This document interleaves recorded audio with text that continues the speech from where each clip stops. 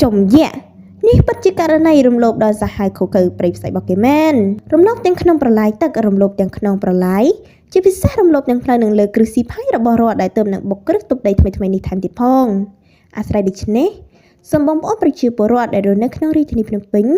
ចំនួនប្រមាណជាង2លាននាក់មេត្តាជួយពិចារណាមើលតើអាជ្ញាធរលោកខិតខំប្រឹងប្រែងយ៉ាងណាខ្លះដើម្បីការពារគ្រោះមហន្តរាយដោយចំនួនទឹកភ្លៀង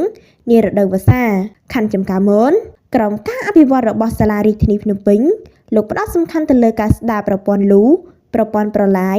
រៀបចំដោះស្រាយពីផលប៉ះពាល់នៅសំណង់អនាធិបតេយ្យនៃការរស់នៅរបស់ប្រជាពលរដ្ឋទៅតាមគោលនយោបាយនៃអន្តរក្រសួងចោះវាយតម្លៃតាមភាពជាក់ស្ដែងដោយសុក្រិតស្មើគ្នាជាក់ស្ដែងការដោះស្រាយនៅជំហានទី1ដែលមានបងប្អូនប្រជាពលរដ្ឋចំនួនប្រមាណជិត300គ្រួសារដែលស្ថិតនៅក្នុងផ្សារដើមថ្កូវខណ្ឌចំការមនពួកគាត់បានយល់ព្រមទទួលសំណង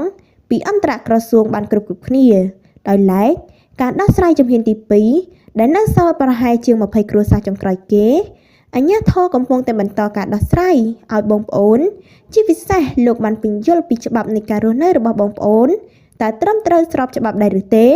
1សំណង់អនាធិបតេយ្យគ្មានច្បាប់និងគ្មានបានកម្មសិទ្ធិត្រឹមត្រូវ2សាងសង់លើខ្នងប្រឡាយនិងរំលោភចូលប្រព័ន្ធប្រឡាយទឹករបស់រដ្ឋចំពោះសំណងដែលបងប្អូនទទួលបានពីគោលនយោបាយនៃអន្តរក្រសួងវិញនោះគឺវាយតម្លៃតាមទំហំដីរបស់បងប្អូនបន្ថែមពីលើនេះទៀតរដ្ឋបាលរាជធានីភ្នំពេញលោកក៏បានជូនអំណោយផ្ទះថ្មីមួយថែមទៀតដែលកាដូពិសេសសម្រាប់ឲ្យបងប្អូនទាំងជាង20គ្រួសារបានរស់នៅដោយស្របច្បាប់ផងដែរម្យ៉ាងវិញទៀតបងប្អូនដែលសប្តាហ៍ថ្ងៃកំពុងតែលួចលាក់សាងសង់រំលោភបំពានលើគ្រឹះស៊ីផាយរបស់រដ្ឋនិងសាងសង់រួចហើយសូមមេត្តារុះរាន់រុះរើចេញដោយគ្មានលក្ខខណ្ឌបើមិនដូច្នេះទេរដ្ឋបាលខណ្ឌចំការមននឹងសិក្សាតាមផ្លូវច្បាប់ដើម្បីមានវិធានការចុះអនុវត្តដោយមិនទទួលខុសត្រូវក្នុងការបាត់បង់ទ្រព្យសម្បត្តិរបស់បងប្អូនឡើយ